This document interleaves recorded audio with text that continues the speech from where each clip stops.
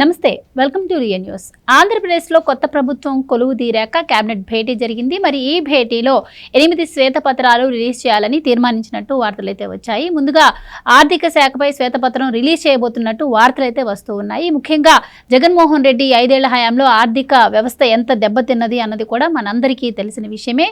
తాహతకు మించి అప్పులు చేశారని, వడ్డీ కట్టలేని పరిస్థితులు ఇప్పుడు ప్రభుత్వం ఉంది అంటున్నారు. మరి అసలు జగన్ ప్రభుత్వం ఎంత అప్పు చేసింది, మరి శ్వేతపత్రంలో ఎలాంటి అంశాలు పొందుపరిచే అవకాశం ఉంది, దీని గురించి మరిన్ని డీటెయిల్స్ కూడా తెలుసుకునే ప్రయత్నం చేద్దాం. మనతో ఉన్నారు సీనియర్ పొలిటికల్ జర్నలిస్ట్ సత్యమూర్తి గారు. నమస్కారం సార్. నమస్కారం అండి. సో చంద్రబాబు నాయుడు గారు ఆ క్యాబినెట్ కలిపి 8 శ్వేతపత్రాలు రిలీజ్ చేయాలని నిర్ణయానికి వచ్చాయి అంటున్నారు. ముందుగా ఆర్థిక శాఖ మీద ఉంటుంది అని చెప్పి వార్తలు వస్తున్నాయి సార్. సో మరి ఆర్థిక శాఖ ముఖ్య కార్యదర్శిగా కేవీవి సత్యనారాయణ గారు ఉన్నారు. సో ఆయన రిలీవ్ అవ్వడానికి ప్రయత్నం చేశారు, కానీ ఇప్పుడు ప్రభుత్వం ఆపింది.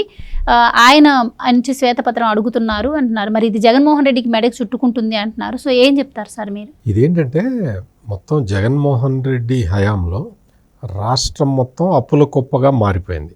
కానీ ఆ అప్పుల్ని ఏంటి అంటే రైట్ రాయల్గా ఇదిగో మేము ఈ అప్పులు తీసుకొచ్చాము, ఈ అప్పులని ఇందుకోసం ఖర్చు పెట్టాము అని చెప్పాలి. అంటే వీళ్ళు ఎవరైనా సరే అధికారంలో ఉన్నవాళ్ళు ప్రజల ఆస్తులకి ట్రస్టీలాగా పనిచేయాలి, అంతేగాని ఈ రాష్ట్రం మొత్తం మా జాగీరు అన్నట్టు ప్రవర్తించకూడదు. కానీ దురదృష్టవశాత్తు జగన్మోహన్ రెడ్డి ఆ విధంగా ప్రవర్తించాడు.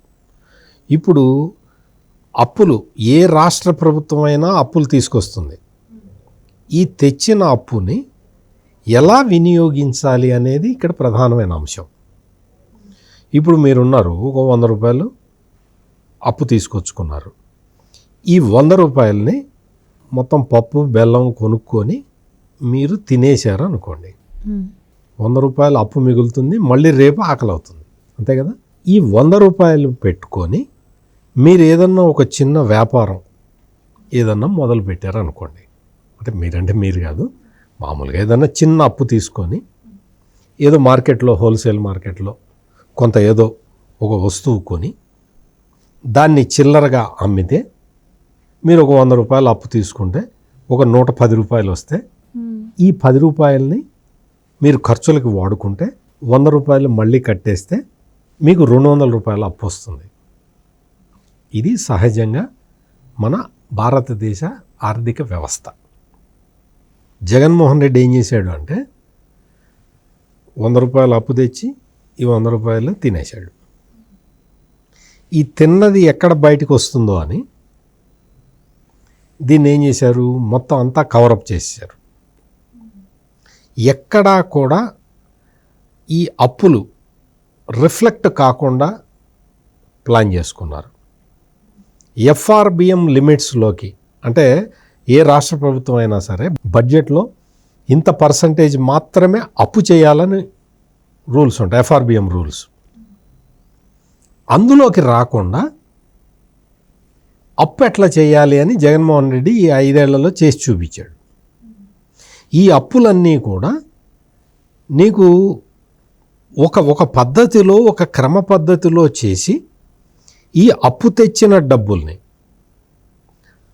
ఇన్ఫ్రాస్ట్రక్చర్ డెవలప్మెంట్కి, అంటే మౌలిక సదుపాయాల కల్పనకి వాటిని ఖర్చు పెడితే దాని మీద ఆదాయం జనరేట్ అయితే దాని ద్వారా అప్పు తీర్చవచ్చు. తీసుకొచ్చి పప్పు బెల్లాలు కొనుక్కొని తింటే అప్పుగానే మిగులుతుంది, గవర్నమెంట్కి ఆదాయం జనరేట్ కాదు.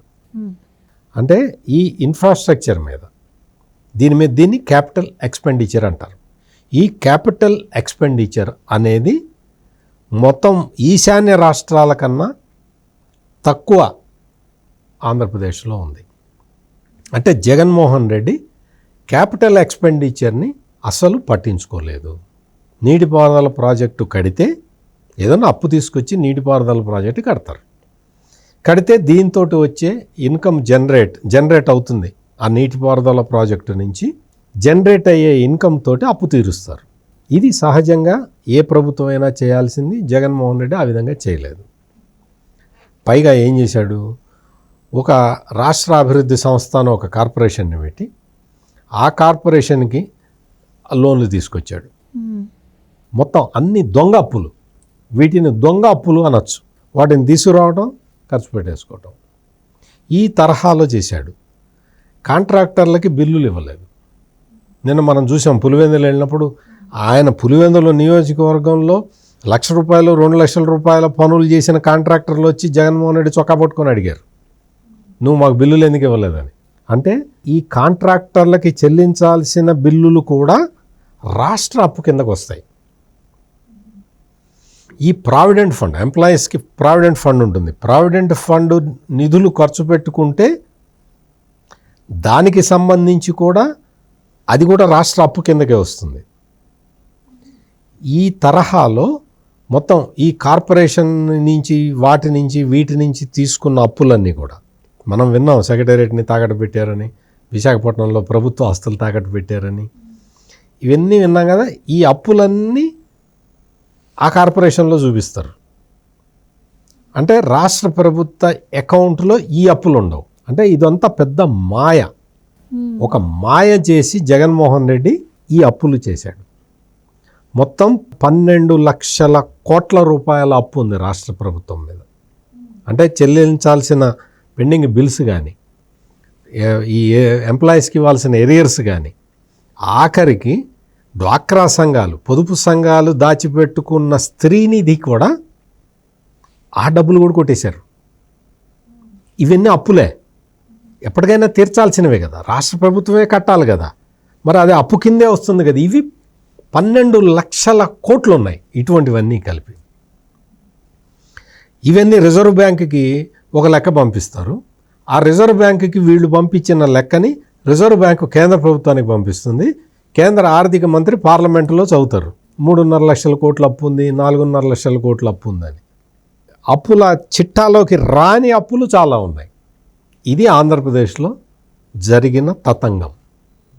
ఈ తతంగాన్ని జగన్మోహన్ రెడ్డి ఎట్లా చేశాడు అంటే, ఈ ఫైనాన్స్ సెక్రటరీ సత్యనారాయణ ఉన్నాడు కదా, ఈయన ఏం చేస్తాడు అంటే, మీరు ఏదన్నా బ్యాంకులో పనిచేసి రిటైర్ అయ్యారు అనుకోండి, ఒక చీఫ్ మేనేజర్ గానో చీఫ్ జనరల్ ఏవో ఉంటాయి కదా డిజిగ్నేషన్లు, టాప్ పొజిషన్లో మీరు ఏదన్నా పనిచేసి రిటైర్ అయ్యారు అనుకోండి, మిమ్మల్ని పట్టుకుంటాడు. మిమ్మల్ని పట్టుకొని మీ ఫైనాన్షియల్ కన్సల్టెంట్ అని పెడతాడు, ఆర్థిక సలహాదారుడు అని పెడతాడు మిమ్మల్ని. మీరేదో ఉదాహరణకి చెప్తున్నా, మీరేదో కెనరా బ్యాంకులో పనిచేసి రిటైర్ అయ్యారు అనుకోండి, మీకు తీసుకొచ్చి రాష్ట్ర ప్రభుత్వంలో ఒక టేబుల్ కుర్చీ వేసి కూర్చోబెడతారు. మీరు పనిచేసిన బ్యాంకులో అప్పుడే రిటైర్ అయి ఉంటారు కదా, అందరూ మీకు తెలిసిన వాళ్ళే ఉంటారు కదా, వాళ్ళని కన్విన్స్ చేసి అప్పు తీసుకురావాలి, అది మీ డ్యూటీ. ఈ తరహాలో బ్యాంకుల్లో పనిచేసి రిటైర్ అయిన వాళ్ళని సలహాదారులుగా పెట్టుకొని వాళ్ళకి జీతాలు ఇచ్చి అప్పులు తెప్పించుకున్నాడు. ఇది జగన్మోహన్ రెడ్డి చేసిన తతంగం అంతా. ఇప్పుడు ప్రస్తుత ఆర్థిక మంత్రి పయ్యావుల కేశవ్ అంతకుముందు అంటే తెలుగుదేశం పార్టీ ప్రతిపక్షంగా ఉన్నప్పుడు ప్రతిపక్షానికి పబ్లిక్ అకౌంట్స్ కమిటీ చైర్మన్గా ఇస్తారు. క్యాబినెట్ ర్యాంక్ ఉంటుందన్నమాట. పబ్లిక్ అకౌంట్స్ కమిటీ అంటారు దాన్ని. వాళ్ళ బాధ్యత ఏంటి అంటే, ఈ బడ్జెట్ అలొకేషన్స్ అంటే శాసనసభ ఆమోదించిన బడ్జెట్ని కరెక్ట్గా ఇంప్లిమెంట్ చేస్తున్నారా లేదా, ఏ శాఖకి ఎంత కేటాయించింది, ఆ కేటాయించిన దాన్ని ఖర్చు పెట్టారా లేదా అనేది పబ్లిక్ అకౌంట్స్ కమిటీ చూస్తుంది. Payyavula Keshav public accounts committee చైర్మన్గా ఉన్నప్పుడు ఆయన ఏ లెక్క అడిగినా ఈ సత్యనారాయణ ఇచ్చేవాడు కాదు. పబ్లిక్ అకౌంట్స్ కమిటీనే కాదు, comptroller of auditor and general అని ఉంటుంది, కాగ్ అంటారు. ఈ కాగ్ ఏం చేస్తుంది, ఈ మొత్తం ఎక్స్పెండిచర్ కరెక్ట్గా జరుగుతున్నదా లేదా, కేటాయించిన దానికి అనుగుణంగా జరుగుతున్నదా లేదా, ఎక్సెస్ పేమెంట్లు ఎక్కడైనా జరిగినాయా అని వాళ్ళు కాగ్ రిపోర్ట్ ఇస్తారు, కాంప్ట్రోలర్ అండ్ ఆడిటర్ జనరల్. వాళ్ళ రిపోర్ట్ వాళ్ళకు కూడా వీళ్ళు కరెక్ట్ లెక్కలు పంపించలేదు, ఎవరికీ లెక్కలు చెప్పలేదు. రిజర్వ్ బ్యాంకుకి తప్పుడు లెక్క పంపించేవాళ్ళు, అదే పార్లమెంట్లో చదివేవాళ్ళు. ఈ తరహాలో ఆర్థిక వ్యవస్థని చిన్న భిన్నం చేశాడు జగన్మోహన్ రెడ్డి. అప్పటి ఆర్థిక మంత్రి బుగ్గన రాజేంద్రనాథ్ రెడ్డి పొద్దున్న లేస్తే నీతులు చెప్పేవాడు, సాయంత్రం బ్యాంకుల దగ్గరికి వెళ్ళి అప్పులు తెచ్చుకునేవాడు. కేంద్ర ప్రభుత్వం ఫండ్స్ ఇస్తే ఆ ఫండ్స్ని ఆ శాఖకు కాకుండా వేరే శాఖలకి ఖర్చు పెట్టేవాళ్ళు, డైవర్ట్ చేసేవాళ్ళు, ఫండ్స్ డైవర్ట్ చేసేవాళ్ళు. ఈ తరహాలో మొత్తం అంతా ఆర్థిక వ్యవస్థలో బాధ్యత రాహిత్యమే కనిపించింది. ఇప్పుడు దీన్నంతా బయటికి తీసుకురావాల్సిన అవసరం ఉంది. ఎట్లా తీసుకురావాలి? ఆ తీసుకురావటానికే శ్వేతపత్రం తయారు చేస్తున్నారు. అది తీసుకొచ్చిన తర్వాత కానీ ఎక్కడెక్కడ ఈ ఆర్థిక వ్యవస్థలో బొక్క పెట్టాడు జగన్మోహన్ రెడ్డి అనేది తేలదు. ఎంతెంత పెట్టాడు, ఎంత లోతుకుంది ఆ బొక్క, దాన్ని ఎట్లా పూడ్చాలి అనే లెక్క తీయాలి అంటే దానికి ఇప్పుడు మనం తెలంగాణలో చూసాం. కేసీఆర్ 10 సంవత్సరాల పాటు పరిపాలించిన తర్వాత ఆయన దిగిపోయిన తర్వాత కాంగ్రెస్ పార్టీ అధికారంలోకి వచ్చింది. కాంగ్రెస్ పార్టీ అధికారంలోకి రాగానే శ్వేతపత్రం ప్రకటించింది. ఎవరైతే ఆర్థిక శాఖ కార్యదర్శిగా కేసీఆర్ దగ్గర పనిచేశాడో రామకృష్ణారావు అని 10 సంవత్సరాలు ఆయనే ఉన్నాడు సెక్రటరీ ఫైనాన్స్గా. ఆయనతోటే కాంగ్రెస్ ప్రభుత్వం, కాంగ్రెస్ ముఖ్యమంత్రి రేవంత్ రెడ్డి శ్వేతపత్రం తయారు చేయించాడు. అదే తరహాలో ఇప్పుడు ఆంధ్రప్రదేశ్లో ఈ సత్యనారాయణ ఎవరైతే ఫైనాన్స్ సెక్రటరీగా ఉన్నాడో ఆయన ఐఏఎస్ ఆఫీసర్ ఏం కాదు, ఆయన డెప్యుటేషన్ మీద వచ్చాడు. ఆయనతోటే శ్వేతపత్రం తయారు చేయించాలని చెప్పి తెలుగుదేశం కూటమి ప్రభుత్వం ఆలోచిస్తున్నది. ఆయనకే బాధ్యతలు అప్పగించినట్టున్నారు. ఆయన శ్వేతపత్రం ఆయనే తయారు చేయాలి. ఎందుకంటే ఎక్కడెక్కడ బొక్కలు ఉన్నాయో ఆ బొక్కలో ఈయనకే కదా తెలిసింది ఎక్కువ.